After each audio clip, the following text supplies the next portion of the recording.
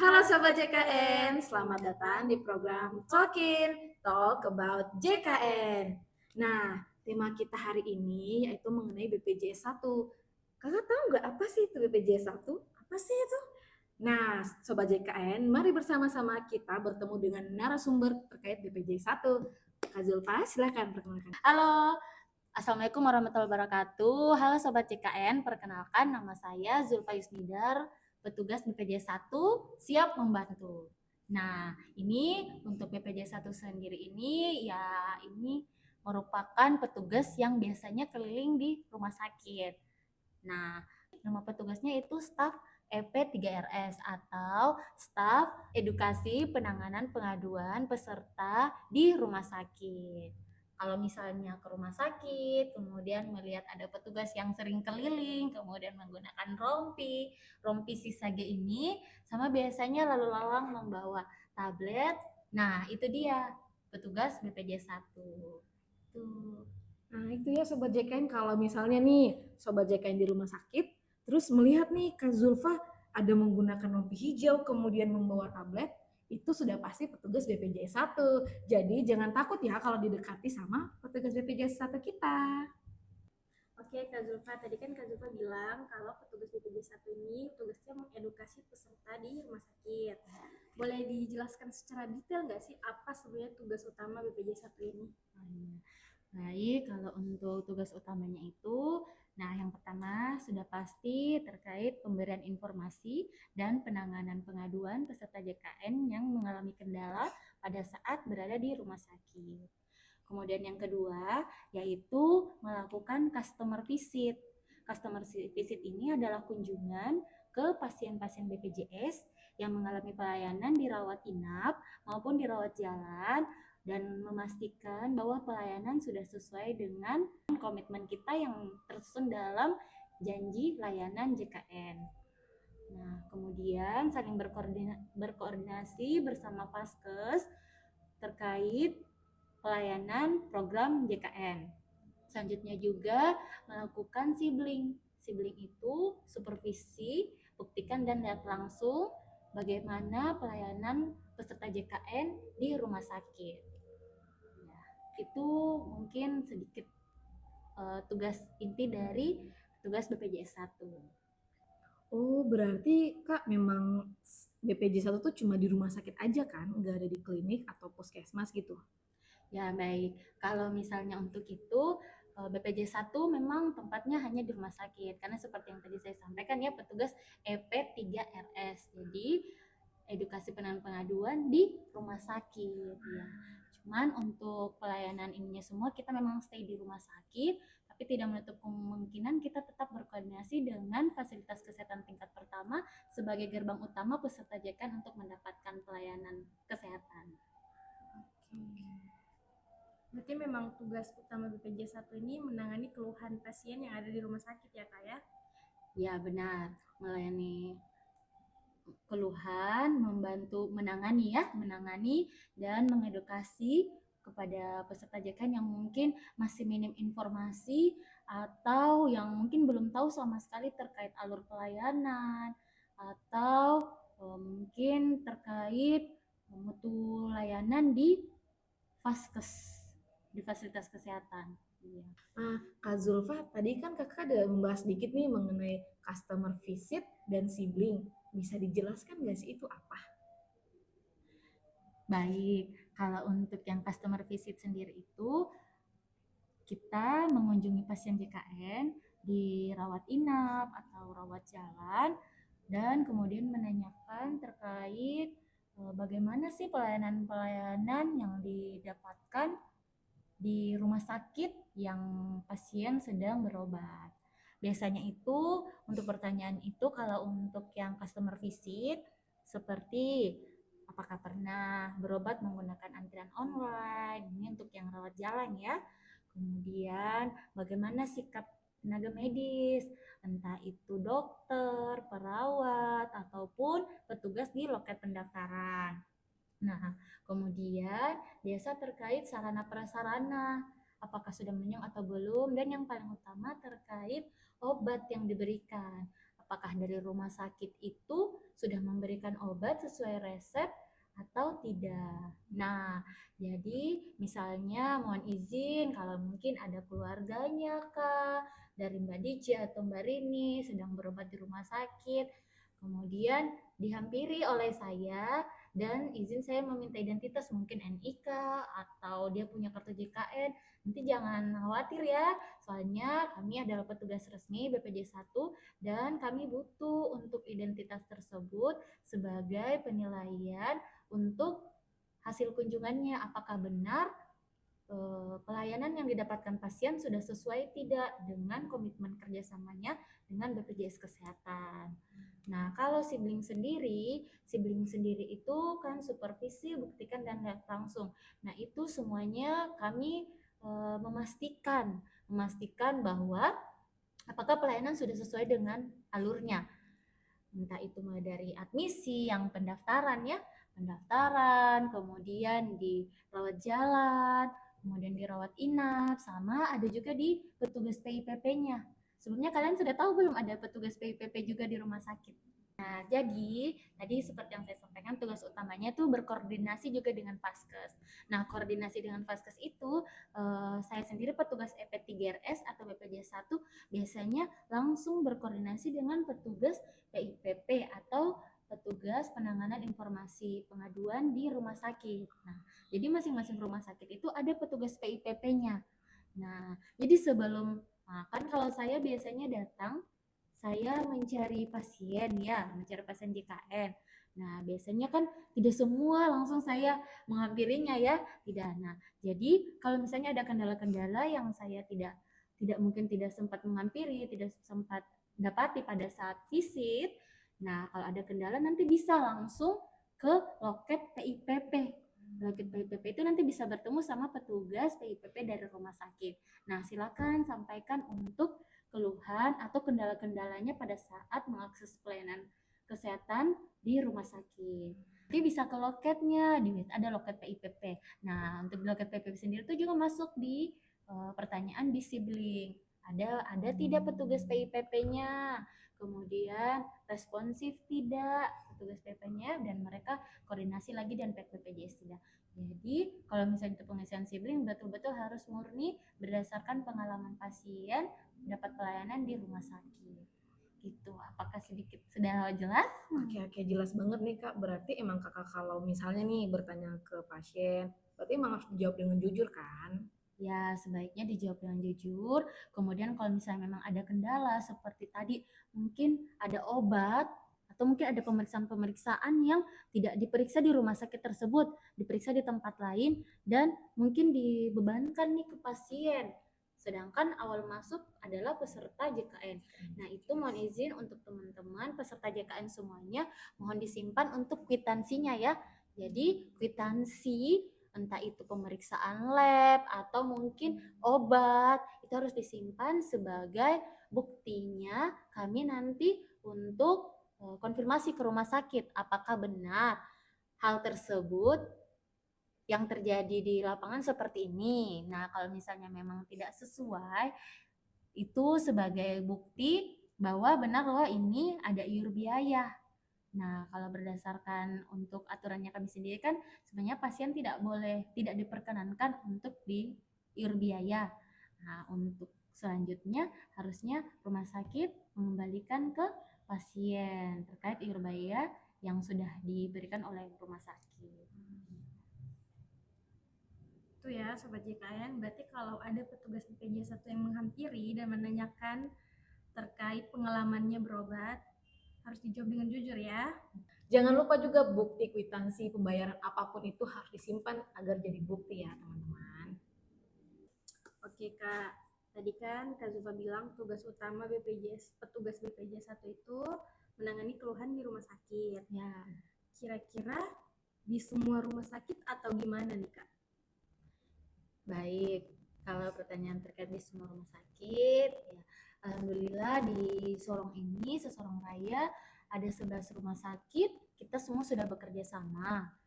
Itu ada BPJS satunya dan petugasnya adalah saya sendiri. Nah, terkait untuk visitnya, Nah, kalau untuk visitnya ini, karena berhubung saya sendiri, jadi ada beberapa jadwal. Jadi tidak setiap hari saya di RSUD saja. Kadang saya di RSUD Kota, Surabaya Solo ya, di RSUD Kabupaten Sorong, kemudian menghampiri juga rumah sakit swasta dan rumah sakit Angkatan Laut, kemudian Angkatan Darat sama klinik Prodens. Untuk yang susah diakses seperti mungkin di RSUD Kabupaten Raja Ampat atau mungkin yang agak jauh yaitu RSUD Skolokeyen ya di Sorong Selatan. Nah, kalau misalnya memungkinkan, biasanya mungkin paling 6 bulan sekali atau setahun sekali baru saya melakukan visit secara langsung di rumah sakit tersebut. Karena keterbatasan akses ya, transportasi, kemudian tapi kami tidak menutup akses, walaupun keterbatasan jarak, tetap untuk petugas BPJS satunya bisa dihubungi via mobile. Dan sudah tentu tadi kan ada petugas PIPP rumah sakit. Nah, ada peran utama juga PIP rumah sakit yang bisa melakukan edukasi atau penanganan pengaduan di rumah sakit tersebut. Jadi mereka tinggal berkoordinasi dengan saya. Gitu. Oke, berarti emang terhubung ya Kak ya, petugas PIPP di rumah sakit tersebut dengan Kakak nih yang ada di Kota Sorong. Kan tadi kan case-nya karena jauh nih. Jadi Ya, meskipun mereka jauh masih tetap bisa dikomunikasikan gitu loh permasalahannya pasien kan gitu ya Kak ya. iya benar. Jadi kami tetap komunikasi secara intens apabila misalnya mereka ada kendala-kendala, mereka tetap konfirmasi ke kami dan kami juga seupaya mungkin untuk responsif. Kak Zulfah, ngomong-ngomong soal petugas BPJS 1 nih kan sering ke rumah sakit. Ada nggak sih suka duka yang Kakak rasakan selama bekerja gitu? Baik, kalau mengenai suka duka ya sudah pasti namanya kita bekerja, pasti di lapangan itu ada suka duka. Nah, di sini mungkin bukan duka sih, lebih kayak tantangan saya sebagai petugas BPJS 1. Nah, di sini tantangan yang saya rasakan eh, kita di rumah sakit untuk kondisi pasien kan kondisinya sedang sakit, di mana kami harus menghampiri, kemudian memberikan edukasi, ataupun ada yang terdapat mengalami masalah gitu. Kemudian karakternya mereka beda-beda. Kemudian bawaan emosionalnya juga terkadang beda-beda. Nah, di situ untuk saya pribadi saya harus mengeluarkan effort yang lebih lagi supaya bisa nih memperlakukan pasien-pasien ini dengan baik dan bisa menyampaikan untuk edukasi saya ini mereka bisa masuk tidak sih, maksudnya bisa paham tidak sih dengan apa yang saya sampaikan. Sama ya namanya manusia ya mungkin ada keterbatasan. Terkadang merekanya itu butuh cepat, misalnya ya ada kartu yang tidak aktif gitu ya. Kemudian Boy ini gimana gimana cepat cepat cepat. Nah itu di situ mungkin pertama kita harus menenangkan pasien dulu. Nah kemudian saya juga kan harus koordinasi lagi dengan teman-teman yang di kantor cabang kan untuk bantu eksekusinya. Nah selain menenangkan mereka, kemudian kita harus cepat sih, responsif, kemudian aktif komunikasi sama bagian terkait untuk aktif atau segera tindak lanjuti permasalahan pasien itu. Nah, kemudian juga paling kalau terkendala yang lain-lain mungkin kayak mungkin iur biaya, ya iur obat, entah itu pemeriksaan tindakan, apalagi kita yang di daerah timur ini memang masih sangat minim sekali ya. Kadang obat kosong atau mungkin ada alat-alat yang kurang menunjang. Nah, di situ bagaimana kita harus betul-betul komunikasi yang baik dengan Vaskes sama menjelaskan ke pasien bahwa ini sementara diusahakan dan kita tetap berusaha untuk yang terbaik buat pasien JKN. Nah, itu mungkin untuk tantangannya saya ya untuk BPJS 1.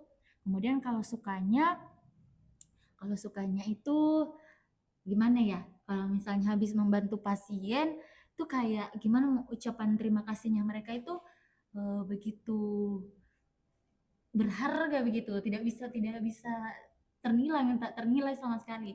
Misalnya Mbak makasih banyak ya, kalau misalnya mereka sudah aktif kartunya, kemudian mereka bisa pakai berobat. Nah ya BPJS alhamdulillah bisa sangat membantu, apalagi kalau mungkin yang keluarga dari yang menengah ke bawah, mereka terasa sekali terbantukan. Jadi mereka tidak perlu ke kantor cabang, tidak perlu lagi ke sana kemari untuk bepergian. Dengan adanya BPJS 1 yang stay di rumah sakit, untuk kendala yang mereka hadapi bisa langsung terselesaikan gitu. Kemudian juga biasanya tuh kalau ada yang chat-chat ya kan, selain stay di rumah sakit, kadang juga via mobile nih, via telepon atau mungkin chat WA. Nah, di situ kalau misalnya kita responsif untuk membalasnya, terus bisa selesaikan, mereka tuh langsung ucapan terima kasih sama biasa mendoakan. Nah, itu kan kita tidak tahu doa mana yang bakal dijawab. Jangan sampai dengan doa-doa pasien itu bisa juga dapat timbal balik ke kita sendiri. Ya mungkin itu sedikit suka duka yang saya rasakan. Wah, berarti luar biasa sekali ya Kak ya, peran seorang BPJS 1, dia membantu pasien. Terus Kak Zulfa tadi bilang dukanya itu diubah menjadi tantangan ya Kak. Wah, itu sangat keren sih Kak. Kalau Kak DJ kira-kira bisa nggak jadi petugas BPJS 1 yang seperti Kak Zulfa? Ya, tentu kita harus banyak belajar ya. Tidak mungkin kan juga kakak langsung bisa berhasil untuk melayani pengaduan pasien tersebut dong. Jadi kakak hebat banget sih. Kalau bahasa berhasil memang sangat jauh dari keberhasilan, tapi untuk kejadian-kejadian ini kita anggap sebagai pelajaran saja, tantangan kita toh. Tapi kalau misalnya kita bisa segera untuk menindaklanjuti kendala-kendalanya pasien, ya alhamdulillah ada sedikit rasa senang lah begitu tadi sama mereka. Tadi kan terkait suka dan duka petugas BPJS 1 nih Kak. Kalau terkait pelayanannya tuh gimana tuh? Jam pelayanan petugas BPJS 1 tuh gimana? Nah, tadi kan kakak sempat mention tuh mengenai chat-chat dari para pasien nih. Ada nggak sih nomor yang bisa dihubungi kak? Oh iya benar. Untuk menghubungi BPJS 1 nanti bisa melihat di poster-poster nih di rumah sakit tuh banyak terpasang. Ada ya kak? Iya, iya. Jadi setiap rumah sakit yang bekerja sama dengan BPJS Kesehatan sudah ada ditempeli poster-poster petugas BPJS 1 dan PIPP rumah sakit. Nah, biasanya yang rompi-rompi hijau itu, nah itu dia ini orangnya. Dia adalah saya, Zulfa Isnidar. Nanti nomornya bisa dihubungi di 0811 4850 4242. Nah, nanti di sampingnya lagi tuh ada petugas PIPP rumah sakit. Nah, itu masing-masing rumah sakit petugasnya berbeda-beda ya. Jadi kalau misalnya memang mau langsung sama petugas rumah sakit, boleh silakan dihubungi atau dikunjungi loket PIPP rumah sakit. Tapi kalau misalnya memang tidak sempat bertemu atau mungkin nomornya PIPP rumah sakit sulit dihubungi, bisa langsung menghubungi saya petugas BPJS 1. Saya buka mohon maaf, maksudnya petugas BPJS 1 bisa dihubungi dari pukul 7 sampai jam 5 waktu Indonesia Timur. Itu bisa melalui WA juga nggak? Ya benar, jadi selain telepon bisa juga melalui WA ya. Ingat tidak boleh video call ya. Kita hanya membuka chat WA dan langsung hubungi nomor teleponnya. Oke. Berarti jangan iseng juga ya peserta JKN ya. Iya, kadang tuh banyak yang iseng tuh. Tapi di sini sudah diklarifikasi, maksudnya diperjelas bahwa kita hanya menerima chat, kemudian telepon saja, telepon biasa atau telepon WA. Oke, jadi pilihannya ada dua nih sobat JKN, BPJS 1 atau PIPP rumah sakit gitu. Wah, menarik sekali nih penjelasan dari Kak Zulfa sebagai seorang petugas BPJS 1. Gak kerasa nih Kak Zulfa, kita udah ngobrol lama ya. Nah, Kak Zul mungkin ada closing statement nih, mungkin pesan gitu untuk sobat JKN yang sedang menonton program ini Kakak. Oke, baik, mungkin untuk closing statementnya, Sobat JKN jangan takut ya apabila si Saga ini menghampiri Sobat JKN. Silahkan menyampaikan keluhan atau kendala-kendalanya yang di rumah sakit. Kemudian apabila saya mohon izin untuk meminta NIK atau kartu JKN-nya, silahkan diberikan ya. Jangan takut-takut karena kami adalah petugas yang resmi. Mungkin ada sedikit pantun nih buat Sobat JKN. Nanti mau dibantu cakepnya ya guys. Siap. Ke pasar mau beli buku. Cakep. Apabila ada kendala Bapak Ibu, hubungi BPJS 1, siap membantu. Baik, terima kasih banyak Sobat JKN. Terima kasih banyak juga Kakak Zulfa atas waktunya. Dan sampai berjumpa lagi di program Talkin berikutnya. Dah.